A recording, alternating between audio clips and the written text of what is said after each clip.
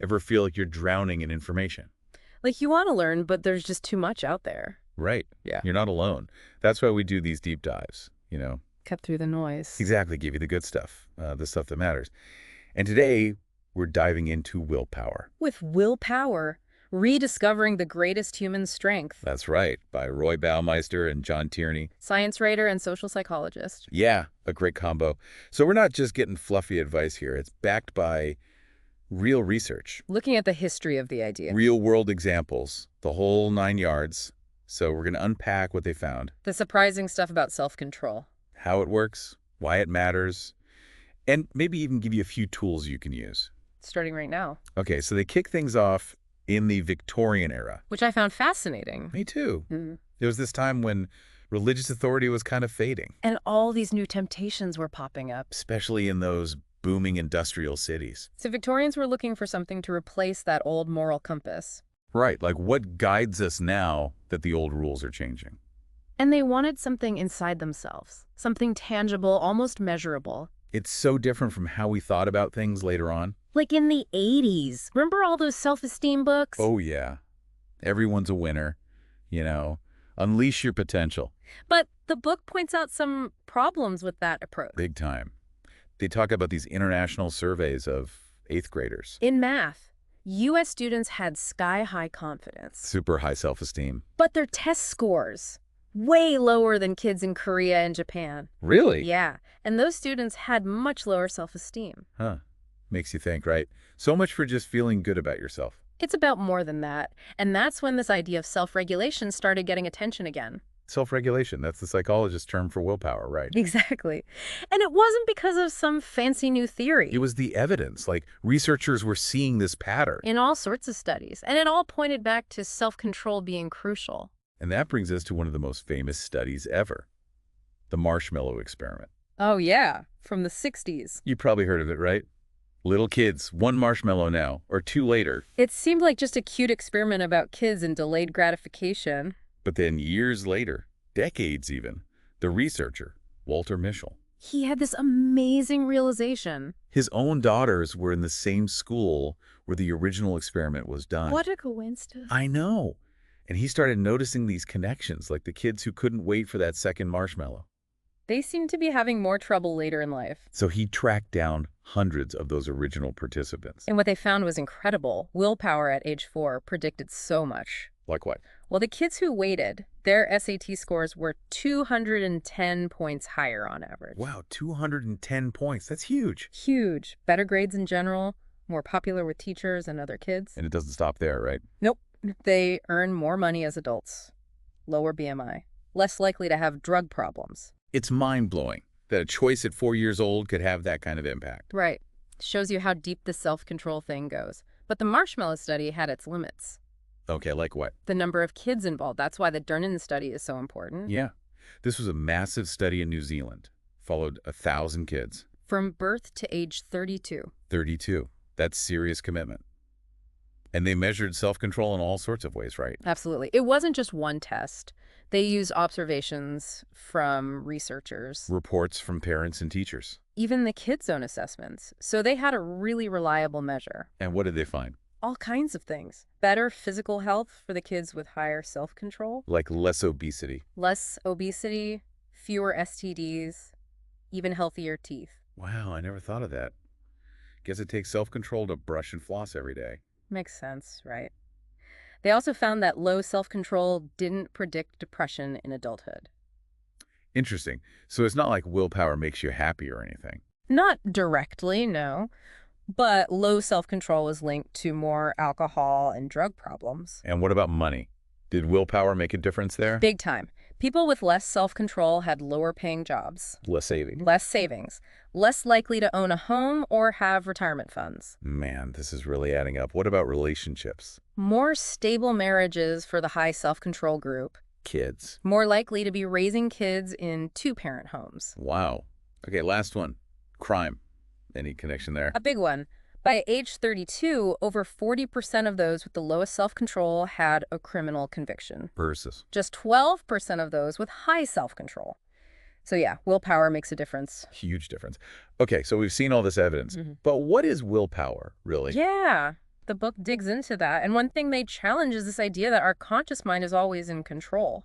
You mean we're not always making deliberate choices? Not exactly. They say a lot of self-control happens unconsciously, So like when I don't interrupt someone? or blurt out something inappropriate in a meeting. Right, right. It's not always a conscious effort. It's like my brain's doing it for me. Exactly. It's like a background process, constantly regulating your behavior. Wow, that's kind of freaky.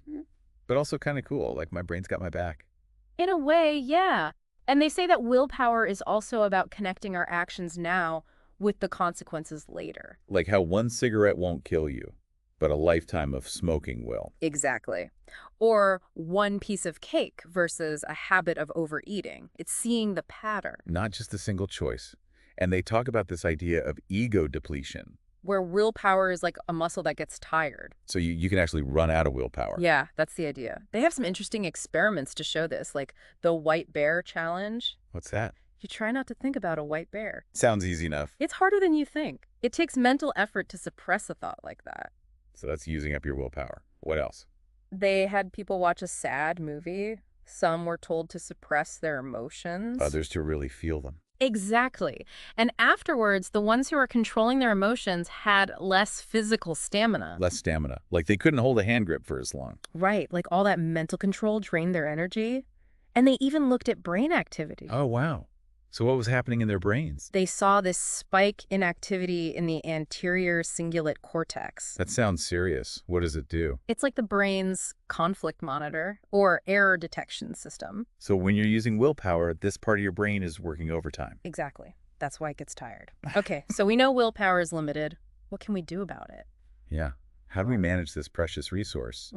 The book has some strategies. The first one is focusing on one change at a time.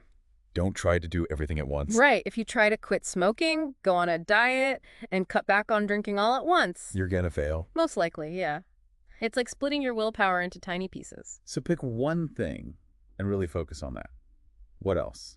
The Mardi Gras theory. That sounds fun. It is. It's based on the idea of indulging yourself before a period of abstinence. Like Fat Tuesday before Lent. Yeah. Yeah. The idea is to sort of build up a reserve of willpower. By going wild beforehand. Right. Now, the religious stuff is debatable. But did they find any science to back this up? They did. They had people do mentally tough tasks. And in between, some got milkshakes. Nice. Others got boring reading material or this bland dairy goop. What? And the milkshake group did better on the later tasks, So it's not about storing up willpower magically. It's about fueling your brain. giving it the energy it needs. And this leads to their discussion of glucose. Blood sugar. Yep. They talk about how fluctuations in glucose affect self-control. So if your blood sugar's low, your willpower is weaker. That's the idea. And they even mention PMS. Really? Yeah, hormones and blood sugar are all tied together. But it's not just a women's issue. Everyone gets those blood sugar dips throughout the day. Right. It helps explain why we're more impulsive at certain times. So it's not always a lack of willpower. Sometimes it's biology. Okay, what else can sabotage our willpower? Conflicting goals. When you're trying to do too many things at once. Exactly. The book says this leads to unhappiness and inaction. You're pulled in too many directions, so you end up going nowhere. Right. Studies show that it affects your emotions, your physical health, everything. So pick your battles. Focus on the most important things. What else did they talk about? Time perspective. They compared a control group to heroin addicts. Okay, that's an interesting comparison. It is. They asked both groups to think about the future. The control group thought in terms of weeks and months. What about the addicts? Their future was only about an hour away. Wow, that's a really short time horizon. Yeah, their average future was just 9 days long, compared to over 4 years for the control group. It's like addiction shrinks your whole world down to the next fix. But the good news is, when people overcome addiction, their future outlook expands again. That's encouraging. So what can we do to keep our own time horizons wide open? They say to focus on proximal goals. Proximal goals. Those are near-term goals, the steps you can take right away. As opposed to distal goals, which are further in the future. Exactly. The book says that focusing on those proximal goals Helps you build confidence. increases self-efficacy, which is your belief in your ability to succeed. And that leads to better performance overall. Okay, so that's time perspective. Mhm. Anything else about setting goals? They talk about fuzzy versus fussy planning. Fuzzy. Yeah, like not being too rigid. So some flexibility is good, It can be. They give the example of Napoleon. He was all about adapting to the situation. as opposed to the Prussians, who were famously meticulous planners. Right. Now there's a balance, of course. But the point is, sometimes you need to roll with the punches. Don't get too attached to a plan that might not work out. Exactly. Think about your own life. Do you get bogged down in details? Or are you more go with the flow? Maybe a little fuzziness is what you need. That'd be. Okay, so we've talked about internal stuff. What about our environment? Does that affect willpower? Big time. They show the story about Carrie's messy office. Oh, I relate to that. When my space is cluttered, my mind feels cluttered too. Right. It's like all that stuff is weighing you down. The book says it's a real drain on your mental energy. And they bring up David Allen and his getting things done philosophy. Which is all about getting that stuff out of your head and into a system. So you can relax and focus. Exactly. He has this great tool called the tickler file. It's a set of dated folders. So you can put reminders and tasks for specific days. Right. It's like a physical manifestation of your to-do list. Which is great because then it's not all swirling around in your brain. And it ties into the Zeigarnik effect. Which is... This idea that unfinished tasks stick in your mind. Oh, yeah. I hate that feeling. The book says it's not just about remembering the task, it's about having a plan. So if you just decide what you're going to do about it, Even if you don't do it right away? your brain stops nagging you. Exactly. It's the plan that brings relief. Okay, ready for another big willpower killer. Get me. Decision fatigue. Oh, yeah. I feel that one. Too many choices. Too many decisions. It wears you down. They use a pretty striking example to illustrate this. What is it? The Emperor's Club VIP website. Okay. What's that? Well, it was involved in Eliot Spitzer's downfall. Oh, right. The governor who resigned over a prostitution scandal. Yeah. And they point out that this was a guy with a lot of power and responsibility. He wasn't stupid. Not at all. So why did he make such a self-destructive choice? Good question. They're not saying it was just about sex or power, right? Right. They're saying that maybe decision fatigue played a role. Interesting. Like all that decision-making as governor wore him down. And then he made a bad call.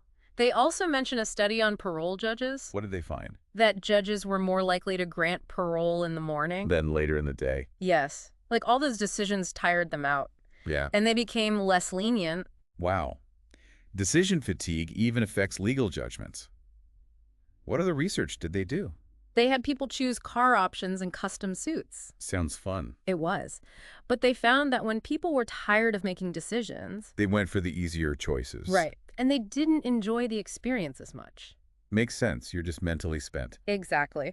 And there's another study. This one involved men looking at pictures of attractive women. Okay. Where is this going? Well, afterwards, the men were more likely to choose smaller rewards right away. Instead of waiting for bigger rewards later. Exactly. It's like all that stimulation shifted their focus to the immediate gratification. So we got to be careful what we expose ourselves to. Mm. Especially when we're tired. Absolutely. Okay, so we've talked about a lot of willpower challenges. What can we do to actually boost it? Well, the book talks about automation. Like Aaron Patzer, who created Mint.com. It's a personal finance website. Right. He wanted to make managing money easier, so he automated it. So you don't have to think about it as much. Exactly. And that frees up your willpower for other things. Smart. What else can we do? Cultivate self-awareness. Know thyself. Pretty much. And they talk about the mirror test. That's the one where you see if an animal recognizes itself in a mirror, right? Yeah. It's a test of self-awareness. And for humans, self-awareness is key for self-regulation. Meaning if you're more aware of yourself. You're better able to control yourself. Studies show that even just looking in a mirror Can make you more likely to follow your values. be more restrained, work harder, resist bullying. It's like the mirror reminds you of who you want to be. Exactly.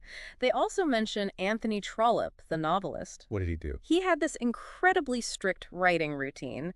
Every day, he wrote a certain number of words. No matter what. No matter what. And it worked. He was super productive. So the lesson is create a structure for yourself and stick to it. Exactly. Make it automatic. Don't rely on willpower in the moment. They also touch on the quantified self movement. Where people track all sorts of personal data. Sleep, activity, mood, all that. The idea is to use that data to improve yourself. Make better choices. Right. It's all about awareness and taking control. Okay, so we've talked about habits, routines, tracking. What else can we do to make willpower easier? Pre-commitment, that's a big one. Pre-commitment. It means making decisions in advance to limit your future options. So you're less tempted later on. Exactly. Yeah. Like leaving your credit cards at home when you go shopping. Or buying single-serving snacks instead of the giant bag. Right. Or setting up automatic savings transfers. So you don't even have to think about saving. It just happens. Exactly. You're setting yourself up for success. And of course, habit formation is huge. Make those good behaviors automatic so you don't need willpower to do them. Exactly. And don't forget about monitoring your progress. Tracking. Whatever it is you're trying to do, weigh yourself regularly. Keep a food diary. Track your spending, whatever works for you. The act of monitoring itself can help you stay on track. And don't forget to reward yourself. Oh, yeah. Celebrate those wins, big and small. It makes the whole process more enjoyable. Yeah. And more sustainable. So you're more likely to stick with it. Now they have a whole section on dieting. They call it the imperfect storm of dieting. Because it's so hard. So hard. They talk about the Oprah paradox. What's that? Well, even Oprah, with all her resources and willpower, Has struggled to keep weight off. right. And they look at why dieting is so tough, the body fights back. It thinks it's starving. Exactly. And that can backfire. They also talk about the what the hell effect. Which is? When you slip up on your diet. And then you're like, screw it, I've already blown it. And you eat everything in sight. It's like this all or nothing mindset. Which totally sabotages your efforts. Exactly. But they offer some tips for dealing with cravings, like the postponed pleasure ploy. What's that? You tell yourself you can have the treat, but later. Delay the gratification. Right. And often the craving will pass. They also talk about environmental cues. Like what? The size of your plates and glasses. Bigger dishes can make you eat more without realizing it. Interesting. So use smaller plates at home. Exactly. They also did a study where people just imagined eating M&Ms. Really? Yeah. And the ones who imagined eating a lot actually ate more later on. Wow. Our minds are powerful. They are. Okay, another big topic. Procrastination. Yeah, everyone's favorite. They say it's not just laziness, it's about impulsivity and mood management. You mean procrastinators are just trying to feel good in the moment? That's part of it, yeah. They did a study with college students and deadlines. What do they find? That procrastinators only really paid attention to the final extended deadline. They ignored all the earlier ones. Pretty much. And the book emphasizes that even resisting temptation takes willpower. So even if you don't give in, You've still depleted your willpower. that's kind of a bummer. They also circle back to decision fatigue. Right. They give the example of Jim Turner. He's a guy who makes a lot of tough decisions. Like what? Well, at one point he was deciding which toys to put in which boxes. Sounds simple enough. It was. But after a day of making big decisions... His brain was fried. Exactly. And he had a meltdown over these toy boxes. It just shows you how drained you can get. Even simple choices become overwhelming. Totally. So what are some big picture takeaways for strengthening willpower? Give us the wisdom. First, pick your battles. Don't try to change everything at once. And try to make big changes when you're not already stressed out. Right. Also, basic self-care is crucial. Sleep, eat well, all that good stuff. It makes a huge difference for your willpower. And of course, build those good habits. Automate as much as you can. Yes. Make it easy on yourself. They also talk about social support, Like commitment contracts. where you tell people about your goals, Or even put money on the line, like that smoking cessation program in the Philippines. where people could lose their savings if they didn't quit smoking. Right. It's about making your commitment public and adding some extra motivation. They also mentioned AA.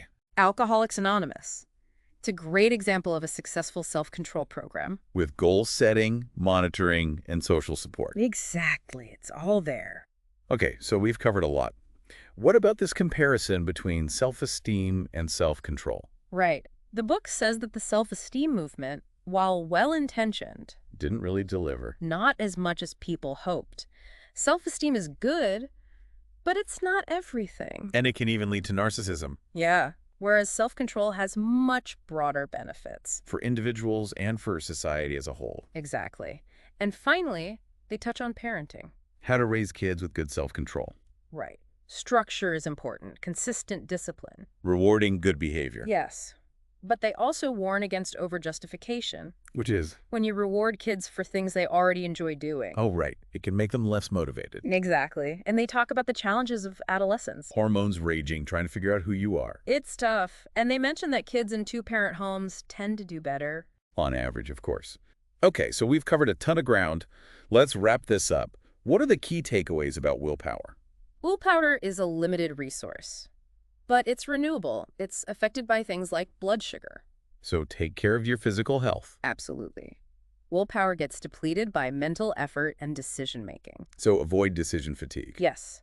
And use strategies like focusing on one goal, making plans, tracking progress. Pre-commitment, habit formation, rewarding yourself. All those good things. It's about working with your willpower, not against it. Exactly. And remember, as the world gets more tempting, And distracting. we have to get smarter about using our willpower To navigate life intentionally. and reduce stress. So think about these ideas, apply them to your life. And if you want to learn more, check out the book. Willpower, Rediscovering the Greatest Human Strength by Baumeister and John Tierney. It's a great read. Until next time, keep exploring. And keep diving deep.